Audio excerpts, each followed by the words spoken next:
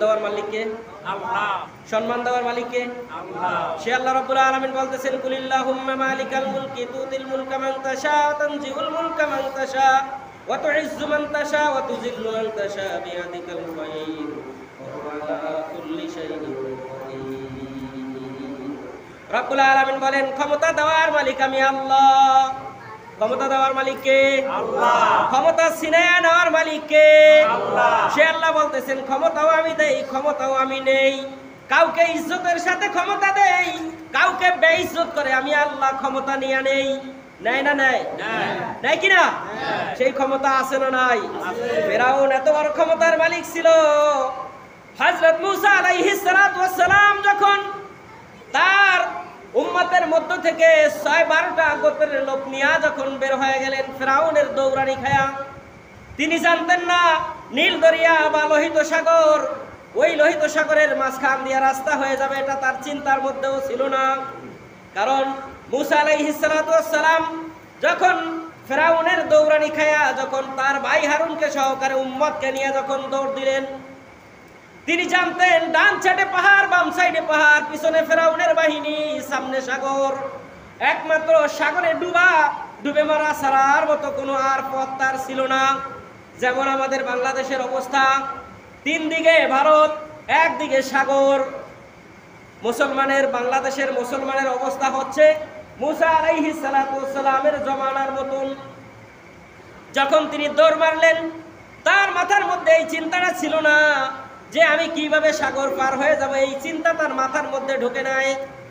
সাগরের কিনারায় যখন গেছে, হঠাৎ করে থমকে দাঁড়ালেন, চিন্তা করলেন, আল্লাহ এত বড় সাগর কিভাবে আমরা পাড়ি দিব? উত্তাল সাগর, আমরা ঢেউয়ের মধ্যে কেমনে পাড়ি দিয়ে যাব? ও আল্লাহ, এই মুহূর্তে তো আমাদের আর কোনো বাঁচার পথ নাই। মূসা আলাইহিস সালাতু ওয়াস সালাম আসমানের দিকে তাকাইলেন, আল্লাহর কাছে বললেন, আল্লাহ মালিক তুমি, সাহায্য করার মালিক তো তুমি আল্লাহ। ইবাদত করছি আমি তোমার, গুণগান গাইছি তোমার। ও আল্লাহ, এই মুহূর্তে আল্লাহ আমাদের বিপদ তো চতুর্দিক থেকে, চতুর্মুখী বিপদ। কারণ কোনো দিকে যাওয়ার পথ নাই, ডানেও পথ নাই, বামেও পথ নাই, পিছনে বাহিনী, সামনে সাগর। এখন আমরা কি করব? আল্লাহ রাব্বুল আলামিন হযরত মূসা আলাইহিস সালাতু ওয়াস সালামকে বললেন, চিন্তা করো না, টেনশন করো না, ভয় পেও না। কারণ তুমি যার উপরে ঈমান এনেছো, যার জন্য দিনের দাওয়াত দিয়ে আজকে মার খায়া দৌড়াইতেছো, ও মূসা চিন্তা করো না। আমি আল্লাহ রাব্বুল আলামিন তোমার হাতে যেই কুদরতি মুজিজাটা আমি দান করেছিলাম, ওইটা দিয়া তুমি শুধু পানির উপর আঘাত করো। হযরত মূসা আঘাত করলেন একটা, রব্বুল আলামিনের কুদরতে রাস্তা হয়ে গেল 12টা। আঘাত করছে কয়টা? একটা। সাগরে আঘাত করেছেন, বাড়ি দিয়েছেন একটা, রব্বুল আলামিন রাস্তা করে দিয়েছে 12টা। কারণ বনি ইসরাইলের গোত্র ছিল 12টা। বনি ইসরাইলের গোত্র কয়টা? 12টা গোত্র ছিল। ওদের মধ্যে হিংসা প্রতিহিংসা বেশি ছিল। এক গোত্র আর এক গোত্রের লগে মিলতে পারতো না, এক গোত্র আর এক গোত্রকে দেখতে পারতো না। এটা ছিল তাদের চরিত্রের একটা বৈশিষ্ট্য।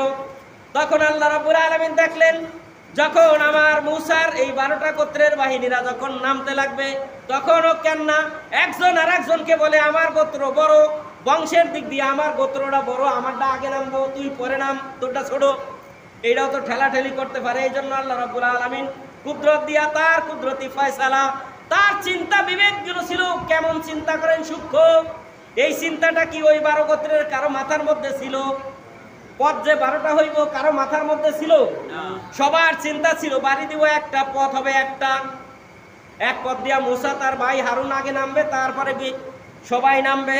যখন ওই নামতে যায় ঠেলাঠেলি বাজবো, তখন আবার উম্মতের মধ্যে একটা হিবিজিবি হয়ে যায় কিনা। রব্বুল আলামিন সূক্ষ্ম চিন্তা দিয়া এমন চিন্তা করলেন, এইটা মনে হয় যেন তাদের মধ্যে হইতো। এই জন্য আল্লাহ রাব্বুল আলামিন তার সূক্ষ্ম সুদর্শী জ্ঞান গরিমা দিয়ে আল্লাহ রাব্বুল আলামিন পথ বানায় দিলেন 12টা। 12 পথ দিয়ে যখন মূসা আলাইহিস সালাতু ওয়াস সালামের ভাই মূসা এবং হারুন আলাইহিস সালাতু ওয়াস সালাম নামলেন, সাথে সাথে 12 গোত্রের 12টা পথ দিয়ে যখন লোকগুলো নামা শুরু করলো, মূসা আলাইহিস সালাতু ওয়াস সালামের উম্মতরা যখন নামলেন, সাগরের মাঝখানে যখন চলে গেলেন, পিছনে বাহিনী কারা আসতেছে? ফেরাউনের বাহিনী আসতেছে নি?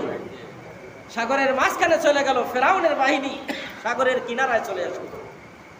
এবার ফেরাউন থমকে দাঁড়ালো, কিরে এত বছর ধরে রাজত্ব করতেছি, এত বছর ধরে এত টানেল, এত ব্রিজ করলাম, এত রাস্তাঘাট করলাম, এই সাগরের মাঝখান দিয়া করার মতন তো যোগ্যতা আমি ফেরাউনের হয় নাই, তাহলে কে করলো রে? এই রাস্তাটা কে করলো? হঠাৎ করে যখন তার থমকে দাঁড়ালো, তখন তার মাথার মধ্যে চিন্তা আসলো, আসলে তো আমি তো রাস্তাঘাট, কালভার্ট, ব্রিজ, ফ্লাইওভার এইগুলো করার জন্য তো আর আসি নাই, আমি আসছি মোল্লা ধরার জন্য। কি ধরার জন্য? যারা আল্লাহর উপর ঈমান আনে তাদেরকে বলা হয় কি? মোল্লা বলা হয়। আমরা সবাই মোল্লা, বংশের মোল্লা না, কিন্তু খালি নাম মোল্লা দিলেই হবে না, নামাজ না পড়লে হ্যাঁ করে মোল্লা করলে লাভ নাই। কি কন? বংশের মোল্লা হইলে কাজ হবে না। আসল মোল্লা হলো যারা নামাজ পড়ে তাদেরকে মোল্লা বলা হয়। দেখবেন না রাস্তাঘাটে হুজুর করে দেখলে মোল্লা মোল্লা কয় না? বলেন কয় না? অনেক সময় টিটকারি করে কি না করে না? এবার ফেরাউনের মাথায় চিন্তা আসলো যে আমি তো আসছি দেশ শাসন করার জন্য না, উন্নয়ন করার জন্য না, আমি তো আসছি মাত্র মোল্লা ধরার জন্য। আমার এই চিন্তা মাথার ভিতরে নিয়ে কোনো লাভ নাই। ফেরাউন তার বাহিনী নিয়ে নেমে গেলেন 12টা পথ দিয়া। আল্লাহ রাব্বুল আলামিন ফেরাউনকে দেখেন শিক্ষা কেমনে দেয়। ফেরাউন যখন সাগরের মাঝখানে, আল্লাহ রাব্বুল আলামিন মুসা হারুনের বাহিনীকে উঠায় দিয়েছেন ওপারে। সুবহানাল্লাহ কোন নাই? সুবহানাল্লাহ। কারণ যখন তিনি কিনারায় তখন মুসলমানেরা কোথায়? সাগরের মাঝখানে। যখন তারা সাগরের মাঝখানে, তারা কি ওখানে যায় কি তামাক খাইছে না হাঁটা ধরছে? তারা তো হাঁটতেই আছে। চিন্তা হলো তাদের ফেরাউনের বাহিনীকে কিভাবে তারা সাইড কেটে তারা চলে যাবে। ফেরাউনের বাহিনী যখন সাগরের মাঝখানে, আল্লাহ রাব্বুল আলামিন মুসা হারুন সহকারে 12 গোত্রের মুসলমানদেরকে আল্লাহ তাআলা ওপারে উঠায় দিয়েছেন। এবার আল্লাহ রাব্বুল আলামিন কি সাগরের মধ্যে পথ বানাইছিলেন ফেরাউন নিয়ে লাগিয়া? না। কি বলেন? ফেরাউন নিয়ে লাগিয়া পথ বানাইছে? না। আল্লাহ রাব্বুল আলামিন ঈমানদারের জন্য পথ বানাইছেন। কারণ মুসা আলাইহিস সালাম সাগরের কিনারায় দাঁড়াইয়া আল্লাহ রাব্বুল আলামিনের সাহায্য চাইছিলেন, বলছিলেন আল্লাহ এই বিপদ থেকে তুমি আমাকে উদ্ধার করো, আমার জাতিকে উদ্ধার করো, আমার ঈমানদারদেরকে উদ্ধার করো আল্লাহ। আল্লাহ রাব্বুল আলামিন তার কথা শুনে তাকে উদ্ধার করলেন। আল্লাহ রাব্বুল আলামিন যখন মুসা হারুনকে উপর উঠায় দিলেন, ফেরাউনের বাহিনী, ফেরাউনের গোষ্ঠীরা তখন সাগরের মাঝখানে। আল্লাহ রাব্বুল আলামিন শুধু বললেন পানি আগে যেরকম ছিল ওই রকম হয়ে যাও। আল্লাহ কোরআনের মধ্যে ছোট্ট একটা শব্দ আছে, কুন ফায়াকুন, দেন এন্ড দেয়ার হও, হয়ে যায়।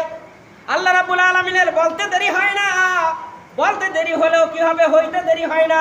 আল্লাহ রাব্বুল আলামিন শুধু বললেন কুন ফায়াকুন, হও হয়ে গেছে। এবার পানিগুলো আগের মতো মিশে গেছে, এখন আর রাস্তা নাই। সুবানি উন্দুরের মতো বর্ষাকাল যখন আসে, আগে আমরা গম বুনতাম বিলে, দেখতাম যে যখন একটানা গম পাকার আগ মুহূর্ত অথবা গম পাকছে, 2-4 জনে উঠাইছে, ওই সময় একদম এই যে গতকালকে যেমন বৃষ্টি শুরু হয়েছে, এখনো বৃষ্টি চলতে আছে, বিল কি হয়ে যায়, এক মাজা পানি হয়ে যায়। অনেক সময় গমের উপর দিয়ে পানি ওঠে, কি বলেন ওঠে না? ঘর থেকে উন্দুরগুলো শুধু পানির মধ্যে উঠতে থাকে আর চুবানি খাইতে থাকে। ঠিক উন্দুরগুলো চুবানি খাইতে খাইতে পেট পানিতে ভরিয়া যখন আস্তের উপর মরে যায়, ফেরাউনের গোষ্ঠীগুলোকে আল্লাহ রাব্বুল আলামিন ওই জায়গায় চুবানি খাইতে খাইতে পটকা মাছের মতন পেটটারে বানায়া কিছু মুহূর্তের মধ্যে আল্লাহ রাব্বুল আলামিন ধ্বংস করে দিয়েছেন। এবার একজন মাত্র জীবিত। কয়জন? একজন জীবিত। নাম কি? ফেরাউন। এই একজন মাত্র জীবিত, কারণ আল্লাহ রাব্বুল আলামিন তাকে শিক্ষা দেওয়ার জন্যই জীবিত রাখছেন, নচেত জীবিত থাকার কথা ছিল না। যে টাইমের মধ্যে সবগুলো মরে গেছে, ওই টাইমের মধ্যে ওইটা আরো জীবিত থাকার কথা নয়, কিন্তু আল্লাহ রাব্বুল আলামিন তাকে শিক্ষা দিবেন। তার জবান থেকে আল্লাহ রাব্বুল আলামিন কিছু স্বীকারোক্তি নেবেন। এবার ফেরাউন যখন চুবানি খাইতেছে তখন তিনি বলতেছেন আল্লাহ তুমি আমারে সুবাও কেন আল্লাহ? আমি তো মুসা হারুনের যে আল্লাহর পরিমাণ এনেছে আমিও তার পরিমাণ এনেছি। মুসা এবং হারুন যে আল্লাহর পরিমাণ আনছে আমিও তার পরিমাণ আনছি, কিন্তু সরাসরি শয়তান বলে না যে আল্লাহ আমি তোমার পরিমাণ আনলাম। কাদের উসিলা দিয়া? মুসা এবং হারুনের হারুন আলাইহিস সালাতু ওয়াস সালামের আল্লাহর উপর আল্লাহ, মুসা হারুন যে আল্লাহর উপর ঈমান আনছে আমিও সেই আল্লাহর উপর ঈমান আনলাম। এবার আল্লাহ রাব্বুল আলামিন বললেন, আল-আন, এখন তোমার বুঝ হয়েছে। সুবানি খাওয়ার পরে, মায়ের খাওয়ার পরে, চেঁচা খাওয়ার পরে তোমার মধ্যে বুঝ এসেছে যে মুসা হারুনের আল্লাহর উপর তুমি ঈমান এনেছো। এখন তোমার সময় হয়েছে বুঝ আসার। তোমার এখন আর বুঝ আসলে কোনো কাজ হবে না। আল্লাহ রাব্বুল আলামিন কুরআনুল কারীমে বলছেন, মৃত্যুর আগ মুহূর্তে যদি তওবা করে সেই তওবা কোনো কাজে আসে না। তওবা করতে হবে কখন? যখন আপনি সুস্থ আছেন। এই যে আমরা এখন যারা আছি এই অবস্থায় যদি আমরা আল্লাহর কাছে তওবা করি, আল্লাহ বলছেন যে নাকের গড়গড়ানি আসলে তওবা কবুল হবে না, তার আগেই তওবা করতে হবে। যে এই সময় আপনি সুস্থ থাকেন, সুস্থ অবস্থায় যদি আল্লাহর কাছে তওবা করেন অবশ্যই আমার আল্লাহ তওবা কবুল করবেন। এখন আল্লাহ রাব্বুল আলামিন বললেন, ফেরাউন রে, মরার সময় হয়েছে, এখন তুই আমার কাছে ঈমান আনোস, আমার উপর ঈমান আনোস, কোনো কাজ হবে না। আল-আন ওয়াকাদ আসাইতা ক্বাবলা আনতুম, আল্লাহ রাব্বুল আলামিন বললেন, ও আল্লাহ, আমি তোমার উপর ঈমান আনলাম, সত্যকারে আমি ঈমান আনলাম। আল্লাহ বললেন, এখন আর তোমার ঈমানে কোনো কাজ হবে না, কোনো ঈমান দিয়া তোমার উপকার হবে না।